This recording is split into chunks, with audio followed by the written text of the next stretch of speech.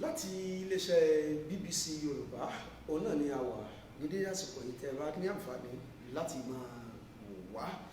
A wà nílùú Kútọ̀nù nílẹ̀ Bẹ̀nẹ̀ olómìnira níbi tí a ti ní àǹfààní láti rí agbẹjọ́rò olóyè Sunday Adéníyì Adéyẹmọ tí gbogbo ayé mọ̀ sí Ìgbòho Òòṣà. Iwájú wọn náà ni a wà báyìí. Ẹ káàárọ̀ o. Ẹ káàárọ̀. Ẹ jọ̀ọ́ ẹ jẹ́ kí àwọn èèyàn mọ̀ yìí. Ẹ ṣeun gan. Orúkọ mi ni lọ́ọ̀yà Ibrahim David Salami. Mo jẹ́ agbẹjọ́rò nílùú Benin. Èmi náà gan lára ọmọ Yorùbá ni mí, ọmọ Odùduwà ni mí. Ẹ ṣeun gan. Ẹ̀yin ni agbẹjọ́rò olóyè Sunday Adéníyì Adéyẹmọ. Ẹ̀yin lẹ ń gbẹnusọ fún wọn nílé ẹjọ́. A fẹ́ mọ̀, ǹjẹ́ lóòótọ́ ni àhesọ ọ̀rọ̀ tá à ń gbọ́ wípé ní àgọ́ ọlọ́pàá wọ́n dè olóyè Sunday Adéníyì Adéyẹmọ lọ́wọ́, wọ́n dè wọ́n lẹ́sẹ̀? Ẹ ṣeun gan. Mo kí gbogbo Yorùbá láti Nàìjíríà títí dé Benin àti gbogbo Yorùbá, gbogbo àgbáyé tá ń wo ibiṣẹ́, tá ń wo tẹlifíṣàn mi. Ẹ ṣeun gan. Ṣẹ́mà, àwa tá jẹ́ agbẹjọ́rò àìsábà sọ̀rọ̀ ní tẹlifíṣàn àbí ní rédíò torí iṣẹ́ wa kóòtù la máa lọ ṣiṣẹ́ wa. Àmọ́ irọ́ pọ̀ nú ọ̀rọ̀ àwa Yorùbá ara wa fún orí ọ̀rọ̀ Sunday Adéyẹmọ alias Ìgbòho.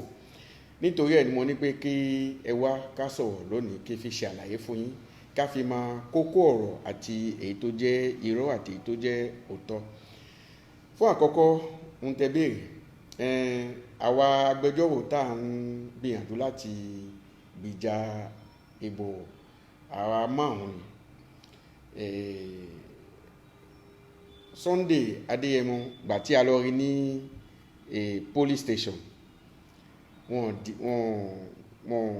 lù, wọ́n sì jẹ níyà, wọ́n sì so ní pańpẹ́ lẹ́sẹ̀. Ohun tí wọ́n ṣe tí ò dáa tó jẹ́ nǹkan tí wọ́n yìí sábà ṣe nílùú wa, òun ni pé kán di pańpẹ́ máa lọ́wọ́ nínú ilé ọlọ́pàá tó di pé wọ́n ti tilẹ̀kùn mọ́ níbẹ̀, tó wá jẹ́ pé àti jẹun ó di pa, àti lọ ká ó di pa, tó yẹ pé ẹlòmíì ni ó máa help ẹ̀ láti ń pé ó bá fẹ́ lọ ká, ó bá fẹ́ tún rẹ̀ ṣe àbí tó bá fẹ́ jẹun. A sì gbìyànjú nítorí èmi tẹ́ ń wò yìí mi ṣe lọ́ọ̀yà nìkan, mo tún jẹ́ lecturer, professor ni mí ní University Benin, mo ń kọ́ wa ní law. A sì máa ń pé human rights ó kọ̀ ń pé inú àwọn nǹkan tá a máa ń kọ́ àwọn student wa, àwọn ọmọléèwé wa ń pé human rights gbà wá láyè ń pé ká ṣe bẹ́ẹ̀. A sì gbìyànjú, a pe àwọn ọlọ́pàá sí àkíyèsí, ọ̀gá àwọn ọlọ́pàá sí àkíyèsí, a sì tún pe prosecutor sí àkíyèsí. Àmọ́ pẹ̀lú bẹ́ẹ̀ náà ó dúkù bẹ́ẹ̀ tó ń pé ọ̀gbẹ́ni Sunday Ìgbòho ní police station lọ́wọ́ tá a ti ń sọ̀rọ̀ ní pańpẹ́ tó kù ní ọwọ́ ẹ̀ ló jẹ́ nǹkan tí kò dáa. Lẹ́yìn èyí ni wọn ò lù, wọn ò jẹ níyà, wọn sì fún ní pańpẹ́ sí ẹsẹ̀. Ẹ ṣe gan. A fẹ́ kí àwọn èèyàn mọ̀ wípé kí ni ẹ̀sùn tó wà nílé ẹjọ́ tí wọ́n fi kàn wọ́n gan, kí ni nǹkan tí wọ́n ṣe? Àkọ́kọ́ ká sọ bí tí gbogbo ẹ̀ ṣe lọ ná. Nígbà tí Sunday Ìgbòho kò ní Nàìjíríà, ọ̀nà ẹ̀yìn ló gbà, ọ̀nà kẹ̀kẹ́ ló gbà fi wá sí ilẹ̀ Benin. Òun pẹ̀lú ìyàwó ẹ̀ wọ́n á gbéra láti Benin láti wá lọ sí Germany. Nítorí pé ìyàwó ẹ̀ Germany ni máa ń gbé pẹ̀lú àwọn ọmọ méje tó ní, Germany ni wọ́n wà. Òun pẹ̀lú ìyàwó ẹ̀ wọ́n ń gbìyànjú láti lọ Germany ní wọ́n á dé airport. Gbàtán dé airport ni àwọn ọlọ́pàá tó wà ní airport wọ́n dá dúró ń pé ìjọba Nàìjíríà ó kọ̀ ránṣẹ́ sí ìjọba Benin ń pé tó bá wà ní Benin ń pé ká mú, èrí ẹ̀ ni wọ́n fi mú. Ìyẹn ni pé kì í ṣe ń gbé ó lù òfin ní Benin, kò lù òfin kan ní Benin. Wọ́n sì rí passport Benin lọ́wọ́ ẹ̀, irọ́ ni, wọ́n á rí passport Benin lọ́wọ́ ẹ̀. Passport tán rí lọ́wọ́ ẹ̀ passport Nàìjíríà ni. Inú passport Nàìjíríà yẹn ó wá ní card, residence card ti Germany, òun ló ń bẹ lọ́wọ́ ẹ̀.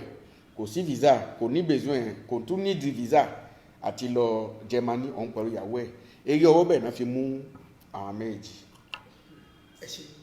ó dàbí lójú pé gbogbo àwọn èèyàn tí wọ́n ń wo BBC Yorùbá wọ́n ti máa wo bí a ṣe ń bá agbẹjọ́rò olóyè Sunday Adéníyì Adéyẹmọ Ìgbòho sọ jómitóró ọ̀rọ̀. Ǹjẹ́ gẹ́gẹ́ bí ẹ̀ tí ẹ jẹ́ agbẹjọ́rò fún wọn, ǹjẹ́ ìjọba Nàìjíríà ti kọ̀wé pé ìjọba Bẹ̀nẹ̀ pé kí wọ́n fi olóyè Sunday Adéníyì Adéyẹmọ ránṣẹ́ sáwọn? Kókó ọ̀rọ̀ náà nìyẹn, ibi tí ọ̀rọ̀ náà gbé ta kókó sí nìyẹn. Nígbà tí wọ́n dá dúró tó fi jẹ́ pé wọ́n mú wọn fẹ́ fi dájọ́ ẹ̀, àárò ń pé ìjọba Nàìjíríà ó kọ̀wé ránṣẹ́ sí ìjọba Benin pé kán extradite ránṣẹ́ sí ìjọba ránṣẹ́ sí Nàìjíríà. Nígbà tá a wá ń wádìí ẹ̀, tá a wá ń wọnú kéèsì yẹn tó wà ní court, a wá rí pé ìjọba Nàìjíríà ò ní kán gbé ránṣẹ́ sí Nàìjíríà lọ́wọ́lọ́wọ́. Ìbéèrè yẹn ò sínú kéèsì yẹn. Ìbéèrè tó wà nínú kéèsì yẹn ni pé ìjọba Nàìjíríà ń ṣàlàyé pé àwọn nídìí káwọn mú Sunday Ìgbòho ń pé ó lòfin ní àwọn ń sọ pé ó lòfin ní Nàìjíríà ń pé tí ìjọba Benin bá rí kí ìjọba Benin kó dáwọ́ lé lórí. Ohun táwa ń bẹ̀rù fún tínú ọdún fún ni pé kò ṣe kankan fún ìjọba Benin. Tí ìjọba Benin bá mú ìtorí ìjọba Nàìjíríà ni, tí ìjọba Benin bá mú ìtorí ìjọba Nàìjíríà ni, kó sì tó di pé wọ́n sọ pé wọ́n fẹ́ múlẹ̀ yìí, wọ́n gbọ́dọ̀ fi proof àgbéyanjú pé ó lòfin Nàìjíríà. Lọ́wọ́lọ́wọ́ nísìn àti rí àrídájú ẹ̀. Ìyẹn ni pé ohun tí àwa ò fẹ́ ń pé kó ṣẹlẹ̀ ní pé nígbà tí wọ́n bá dá dúró sílẹ̀ yìí, kí ìjọba Nàìjíríà kó wá ṣe regularization ń gbé nísìn pé nígbà tẹ́ ti mú yẹn kẹ̀dá ránṣẹ́ sí Nàìjíríà. Ohun táwọn ò fẹ́ rárá nìyẹn. Ẹ ń fi yé wa pé lọ́wọ́lọ́wọ́ báyìí ìjọba Nàìjíríà ò ti sọ pé kí wọ́n mú wá fáwọn, àmọ́ ìjọba Benin mú látàrí wípé àwọn ti gbọ́ pé wọ́n ń wà ní Nàìjíríà. Ǹjẹ́ lè ṣàlàyé fún wa bó ni wọ́n ti mú wọn gan? Àwọn kan ní wọ́n ti wà nínú bàálù nínú àfihàn kún wọn tó mú wọn, àwọn kan ní wọ́n lọ tọ̀, àwọn kan ní wọ́n lọ jẹun. Bó ni wọ́n ṣe mú wọn gẹ́gẹ́ bẹ́ẹ̀? Nígbà tí wọ́n wá airport, wọ́n ṣe formalities àwọn ẹrù wọn, wọ́n ti kó ẹrù wọn lọ. Nígbà tí wọ́n fẹ́ presenter passport fún police station tó wà ní airport, òun náà fi mú wọn. Tó dà ń pé orúkọ wọn ti wà nù engine níbẹ̀, ní wọ́n pe àwọn ọlọ́pàá brigade criminal wá mú wọn, wọ́n fi wá gbé wọn sí brigade criminal nílùú Kútọ̀nù. A gbọ́ pé àṣírí pé wọ́n ti fi ìyàwó wọn sílẹ̀. Lọ́wọ́lọ́wọ́ báyìí ìyàwó wọn tó ní ẹjọ́ kankan níwájú ẹjọ́ wọn, àbí ìyàwó wọn náà tó lẹ́jọ́? Ní àwọn méjì ni wọ́n pè lẹ́jọ́. Ṣẹ́sì mọ̀ nínú judicial practical wà nílẹ̀ yìí, tí wọ́n bá múyàn bẹ́ẹ̀, tí wọ́n bá ṣe ìjọ tán fẹ́ ṣe ní ilé police station, a máa ń lọ́dọ̀ prosecutor. Station mẹ́ta ni. Àkọ́kọ́ a lọ́dọ̀ prosecutor, èkejì a lọ́dọ̀ ohun tá a máa ń pè ní justice instruction, adájọ́ tí máa ń wádìí case. Tabako ní adájọ́ tó ń wádìí case, a wà lọ àdó adájọ́ ẹ̀kẹta. Adájọ́ ẹ̀kẹta ni òun ní máa ń gbìyànjú pé ṣé wọ́n gbé sí ẹ̀wọ̀n ni tàbí wọ́n ní fi sẹ́wọ̀n kó tó di pé wọ́n tó dájọ́ ẹ̀. Nígbà tí a dé first station lọ́dọ̀ prosecutor, ẹ̀yẹn la fi máa ń gbé àwọn méjì náà ń pè lẹ́jọ́. Làwa sọ ń gbé ní ti ìyàwó yẹn kan yọ tiẹ̀ kó, nítorí pé ìyàwó ò bá nínú activity ẹ̀ tó fi jẹ́ activist. Ìyàwó ò bá nínú ẹ̀. Tó bá jẹ́ pé ìyàwó náà lu òfin, kò ju òfin pé ó jẹ́ ìyàwó Ìgbòho. Wọ́n sì lè mú yàn nítorí pé èèyàn jẹ́ ìyàwó èèyàn kan tàbí èèyàn jẹ́ ọmọ èèyàn kan. Ẹni tó bá lu òfin, òun fúnra rẹ̀ ni ó dáhùn fún òfin tí wọ́n bá mú fún. Ìtorí ẹ̀ la fi gbìyànjú pé àwa lọ́ọ̀yà yẹn a gbìyànjú pé kí wọ́n fi ìyàwó yẹn lẹ̀ náà kó tó di pé a lọ àwọn station gbogbo tó kù. Bàtà sì gbọ́ yẹn sí wa lẹ́nu ní eré station àkọ́kọ́ yẹn, wọ́n fi ìyàwó náà lẹ̀, wọ́n sì gbé passport fún un, ló wá ṣe discharge. Èmi mo ṣe discharge fún un, ló wá sign sí pé òun gba passport. Donc òun tiẹ̀ ọwọ́ tiẹ̀ ti tán síbẹ̀. Ìjọba Benin ò tún ní case kan pẹ̀lú ìyàwó ẹ̀. Ẹ ṣeun gan. Gẹ́gẹ́ bí àgbékalẹ̀ òfin kámúyàn láti ìlú kan síbì kan ti ọdún 1994, nígbà tí ǹjẹ́ ó ṣeé ṣe pẹ̀lú ẹjọ́ tó wà lẹ̀ ìjọba Nàìjíríà láṣẹ láti sọ pé kí wọ́n fi olóyè Sunday Igboho ránṣẹ́ sáwọn òfin yẹn lè ṣiṣẹ́ lórí wọn. ok ohun àlàyé tá a ṣe ni pé a wà nù cooperation láàrin ìlú méjì tó bá jẹ́ pé èèyàn kan máa lòfin lọ́dọ̀ nílùú kan wọ́n lè dá sí ìlú kejì fún ti bẹ́ẹ̀ ó gbọ́dọ̀ wà láàrin ìlú méjì òfin ó gbọ́dọ̀ wà láàrin ìlú méjì pé tó bá di tí onítèmi bá ṣẹ̀ tó bá wọ́dọ̀ ẹ̀ ó gbé ránṣẹ́ sí mi òun la máa ń pè ní lédè French accord d'extradition convention yẹn gan tó jẹ́ pé wọ́n fi lè gbéyàn kó ní Benin lọ Nàìjíríà kò sínú òfin ẹ̀yẹn wà kò sínú òfin láàrin ìlú méjì donc ó wá dé pé tí àkọ́ yẹn ò bá sí lẹ́yìn òfin o àti gbé ránṣẹ́ yóò nípa tó bá dé pé àfi tó bá wọnú politics náà a lè wá dáhùn sí torí inú politics yẹn lọ́ọ̀ kò tó ṣe kankan náà mà àmọ́ la bá fẹ́ sọ ti òfin tá bá fẹ́ sọ ti lọ́ọ̀ kò sí accord de coopération convention yẹn láàrin Nàìjíríà àti Benin. tó inú wa dùn lẹ́ẹ̀kan sí BBC Yorùbá ó ní láǹfààní láti máa wò wáyé níbi tí a ti wà ní ìlú Kútọ̀nù lílẹ̀ Benin olómìnira pẹ̀lú agbẹjọ́rò Ibrahim Bámidélé Salami tí wọ́n jẹ́ ìkan nínú àwọn agbẹjọ́rò márùn-ún tó ń gbẹnusọ fún olóyè Sunday Adéníyì Adéyẹmọ tí gbogbo wa mọ̀ sí Ìgbòho Òòṣà. Bákan náà ni agbẹjọ́rò tún jẹ́ ọ̀jọ̀gbọ́n olùkọ́ni nílé ẹ̀kọ́ gíga ti yunifásitì tí wọ́n kọ́ wọn ẹ̀kọ́ nípa ìmọ̀ òfin nílé ẹ̀kọ́ yunifásitì ti ilẹ̀ Benin níbí. Ǹjẹ́ àwọn èèyàn tí wọ́n jẹ́ àwọn àgbààgbà Yorùbá bóyá nílẹ̀ àti ní Nàìjíríà ǹjẹ́ wọ́n ń dìde sí ọ̀rọ̀ yìí láti ṣe àtìlẹ́yìn fún olóyè Sunday Adéníyì Adéyẹmọ? Àwọn tí nílẹ̀ Yorùbá ní gbogbo àgbáyé tí wọ́n ń gbìyànjú láti help Sunday Igboho wọ́n pọ̀ gidi. Mobilization yẹn ó wà ní gbogbo àgbáyé ní Áfíríkà ní Europe ní UK ní USA ní kódà àwọn tí ń pè wá tán fún wa ní àtìlẹ́yìn wọ́n pọ̀ gidi gan tán fi àdúrà àti àdúrà fi tì wá lẹ́yìn wọ́n pọ̀ gan. Àlàyé tí mo fẹ́ ṣe ni pé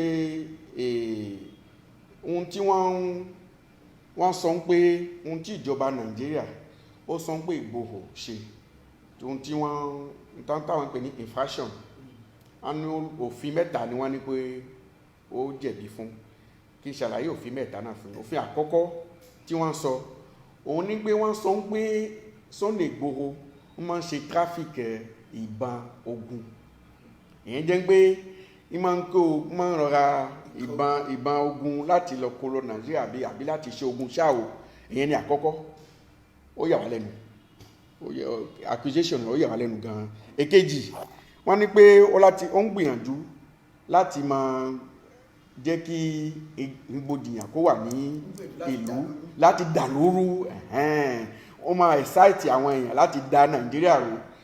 Ẹ̀kẹta ni pé ó ń try láti pín Nàìjíríà sí méjì àbí mẹ́ta.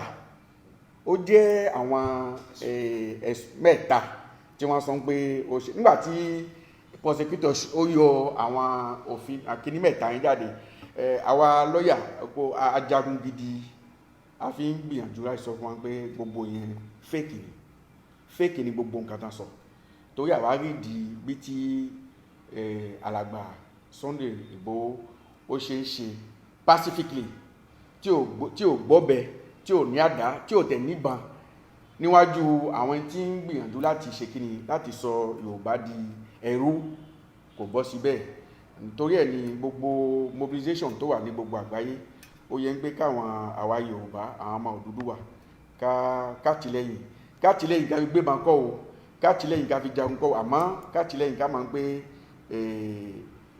èdè Yorùbá pẹ̀lú civilization Yorùbá ó nídìí pé kẹnu wa kókò kí ká fi sọwọ́pọ̀ ká fi jagun ohun tó wà important gidi fáwa tó jẹ́ kókó òun ní pé never a gbọ́dọ̀ jẹ́ kí wọ́n extradite Sunday Igboho sí Nàìjíríà torí tá bá extradite sí Nàìjíríà fún gbogbo nǹkan tó ṣẹ̀ nílé ẹ̀ pẹ̀lú gbogbo bí tí àwọn army ṣe ń dàlámù àfi ń gbé ká gbé ránṣẹ́ fún kú ní pé ká gbé ránṣẹ́ sí Nàìjíríà tó bá jẹ́ bẹ́ẹ̀ ká kú gbé síbẹ̀ ní ká kú pa ó tún sàn ju ń gbé ká gbé lọ Nàìjíríà kí ká lọ pa bí ẹran donc ìgbìyànjú táwa nìyẹn ìjà táwa ń jà ní ilẹ̀ Benin òun nìyẹn. Ọlọ́run sì fún yín ṣe. Ìbéèrè kan tó wá sí ọ̀pọ̀lọpọ̀ mi wọ́n ní àwọn èèyàn kan sọ pé inú àwọn ọ̀tá olóyè Sunday Adéyẹmọ àbáwọn kan tí wọ́n sún mọ́ wọn náà ti ń dọ̀nà ẹ̀yìn wá fún ìjọba Benin láti ṣe alátakò pẹ̀lú ẹ̀ ṣé lóòótọ́? Mi ì rí díẹ̀ mi ì ní mọ̀ ń pa ẹ̀ àmọ́ ó lè jẹ́ bẹ́ẹ̀ nítorí pé ohun tí Sunday Igboho tó dà ní ìgbà ìlú ayé nìsín kò tó kéré mọ́ èyàn ní pé àwọn politics wọn ò fẹ́ ẹni tí ó dà wọ́n láàmú tàbí ẹni tí ó wà gboyè lọ́wọ́ wọn torí bẹ́ẹ̀ ó lè jẹ́ bẹ́ẹ̀ ó lè má jẹ́ bẹ́ẹ̀ mi ì ní mà nípa ìyẹn. Lẹ́ẹ̀kan sí yóò wá kẹ́ ẹ jẹ́ kí àwọn èèyàn mọ̀ pé ṣé ìlú Benin ni olóyè Sunday Adéníyì fẹ́ jókòó sí lásìkò tí wọ́n fi mú wọn ni àbí wọ́n lọ àmọ́ ẹ̀. kò fẹ́ jókòó sí Benin ó ń gbìyànjú láti travel lọ Germany ó ti wà ní airport ó ti gba ticket ó ti wà ní airport òun pẹ̀lú ìyàwó ẹ̀ láti lọ sí Germany òun náà ọlọ́pàá fi dá wọn dúró àmọ́ ńgbà tí ọlọ́pàá ti dá wọn dúró ẹ̀ àwa ti ń gbìyànjú lẹ́yìn pé a mọ̀ pé Nàìjíríà ò tí béèrè pé kí wọ́n dá padà sí Nàìjíríà àwa ti ń gbìyànjú ká fi béèrè ìwé ilẹ̀ yìí tí ó fi jẹ́ refugee ìmọ̀ bí ẹ máa sọ ní èdè refugee ní Benin ká fi jẹ́ pé kò ní wàhálà láti gbélẹ̀ yìí nítorí ẹ̀ ní ìgbìyànjú yẹn làwa tún gbà lẹ́yìn pé wọn àti ìjẹ́ kó lọ Germany.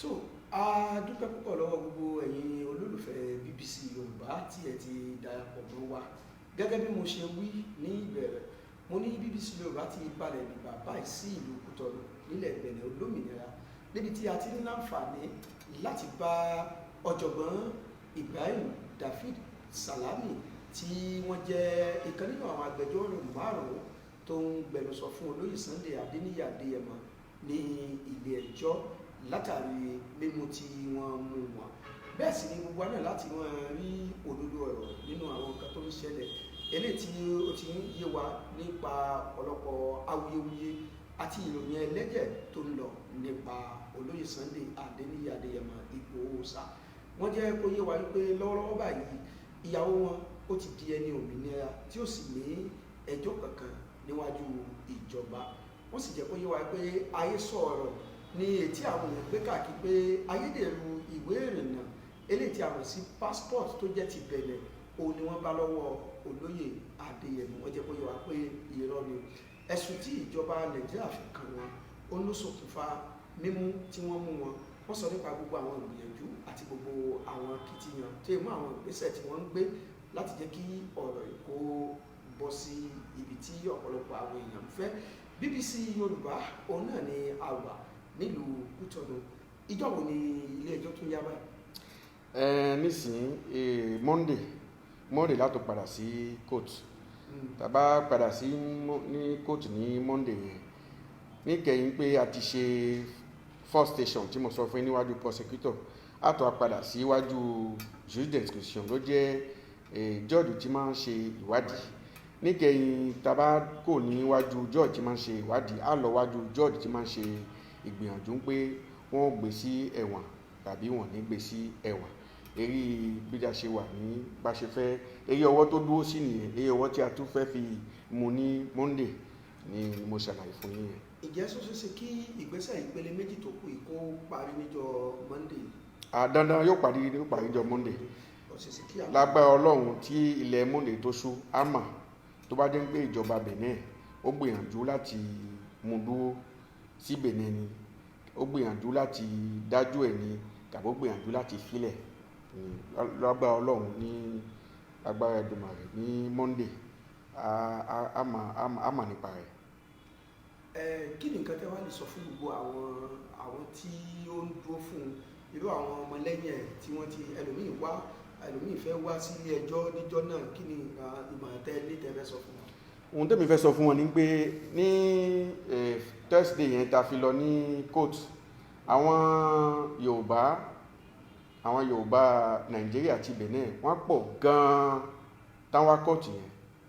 Mo sì ń ṣàlàyé fún wọn pé bá ṣe ń ṣe yẹn ò dáa, bí wọ́n ṣe ń lọ tábọ̀ tí wọ́n pọ̀ tí wọ́n ń wálé ẹjọ́ yẹn kò dáa.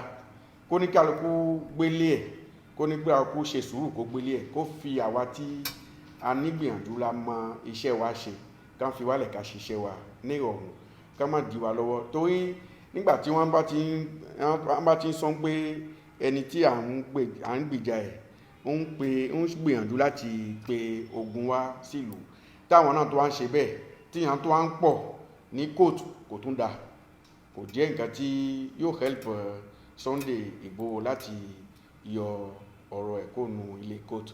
Donc kó ní kálukú gbélé ẹ̀, kó máa fi àdúrà fi tì wá lẹ́yìn kí Ọlọ́run kó fún wa ṣe. Ẹ ṣeun. Àwọn èèyàn bẹ̀rẹ̀ pé olóyè Sunday Adéníyì fẹ́ sá lọ lágbà tí wọ́n dá wàhálà lẹ̀. Ṣé lóòótọ́ wọ́n fẹ́ sá lọ ni àbí wọ́n kàn fẹ́ lọ wọ́n ní wọ́n fẹ́ sá lọ àlùmọ́ ìní? Ṣé lóòótọ́ ni wọ́n fẹ́ sá lọ sí Germany? Àkọ́kọ́ ohun tí ó sọ ni pé tí ẹ bá wà ní ìlú yín táyò bá gbà yín, kàbí ń pé ẹ̀hún bà yín pé láti ń gbé ká pa yín, tẹ bá rí bìkan ẹ̀ sá lọ. Ta ló lè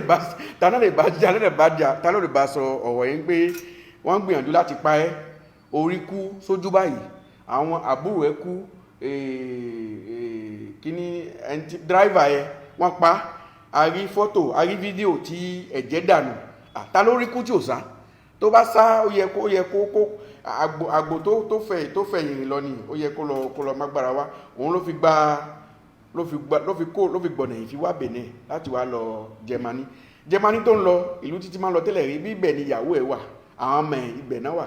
Ó wà correct ní pé kó padà sí Germany kó fi lọ ṣe àwọn activity ẹ̀. Ẹ ṣeun gan, inú wa dùn púpọ̀ kó tó di pé a kàdé lẹ̀. Ẹ tún jẹ́ kó ẹ bá fi dáhùn ìròjú pé olóyè Sunday sì tún wà ní àhámọ́ ọlọ́pàá, yóò sì lọ kóòtù. Torí títí dìsìn àṣà àwọn kan tí wọ́n ń pè láàárọ̀ nísìn, èèyàn tó ti pè mí ti lé ní ogún pé ó ti lọ, àwọn ti rí ní bọ́dà, àwọn ti rí ní frontier. Ẹ jẹ́ káwọn èèyàn mọ̀. Níbi táwa yìí Kútọ̀nù la wà, ilé iṣẹ́ mi lẹ wà bí, police station 1 kilometre ló wà sí ilé iṣẹ́ mi. Ó kù mbẹ̀ Sunday Igboho, ó kù ní ọwọ́ police station ní Kútọ̀nù, kò tí kò ní Benin.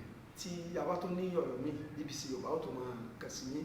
Tó a dúpẹ́ lọ́wọ́ gbogbo ẹ̀yin olólùfẹ́ ojúléeṣẹ́ BBC Yorùbá, gẹ́gẹ́ bí gbogbo yín náà ṣe mọ̀ tí ẹ láǹfààní láti wò wá látàárọ̀. Ìlú Kútọ̀nù lórílẹ̀‐èdè Benin Olawa, níbi tí a ti wà níwájú amòfin tí wọ́n jẹ́ ọ̀jọ̀gbọ́n olùkọ́ni nílé ẹ̀kọ́ gíga yunifásitì, amòfin Ibrahim David Salami, tí wọ́n jẹ́ ìkan nínú àwọn agbẹjọ́rò márùn-ún tó ń gbẹnusọ fún olóyè Sunday Adéníyì Adéyẹmọ tí gbogbo ayé mọ̀ sí Ìgbòho Òòṣà. Wọ́n fi dá wa lójú wípé lọ́wọ́lọ́wọ́ báyìí wọ́n sì ń bẹ ní àhámọ́ àwọn ọlọ́pàá, èyí tó túmọ̀ sí pé wọ́n lọ ilé ẹjọ́ lọ́jọ́ Ajé tó ń bọ̀. Wọ́n ní ìpele mẹ́ta ni ẹjọ́ ọ̀hún gbà wọ́n. Ìpele àkọ́kọ́ ó ní kí ẹni tó fi ẹ̀sùn kàn wọ́n ó sọ tí ó fẹ̀sùn kàn wọ́n fún. Ìpele kejì ó ní kí adájọ́ olùwádìí kó ṣèwádìí pé ẹ̀sùn tí wọ́n fi kàn wọ́n ṣé lóòótọ́ ni ṣé irọ́ ni. Ìpele kejì nù. Ìpele lẹ́ẹ̀kẹta ní kí adájọ́ dá pé ẹ̀sùn tẹ́ fi kàn wọ́n lẹ́yìn ìwádìí a rí pé kò fẹsẹ̀ múlẹ̀ kó máa lọ lé. Ìpele mẹ́ta wọ́n ti yanjú ìpele àkọ́kọ́. Ìpele kejì náà ni méjì tó kù ni wọ́n mẹ́nubà ní ọjọ́ Ajé, eléyìí tí wọ́n nígbàgbọ́ pé yóò yanjú níjọ́ náà. Wọ́n sì rọ gbogbo ẹ̀yin ènìyàn pé àdúrà ní kẹ́ máa fi ran olóyè Sunday Adéníyì Adéyẹmọ tí gbogbo ayé mọ̀ sí Ìgbòho Òòṣà lọ́wọ́. Bákan náà ni wọ́n jẹ́ kó yé wa wípé iléeṣẹ́ wọn tí BBC Yorùbá wà lọ́wọ́lọ́wọ́ ẹ̀ kò ju kìlómítà kan sí àgọ́ ọlọ́pàá tí olóyè Sunday Adéníyì Adéyẹmọ wà, ẹ̀yìn iléeṣẹ́ wọn ni ó wà. Pẹ̀lú òkú Ọlọ́run bá bí ó bá ṣe jẹ́, ikọ̀ iléeṣẹ́ BBC Yorùbá á tún máa fi tó yín létí. Torí yín ni BBC Yorùbá fi balẹ̀ sílùú Kútọ̀nù nílẹ̀ Benin olómìnira. A dúpẹ́ púpọ̀ lọ́wọ́ yín, ẹ ṣeun gan.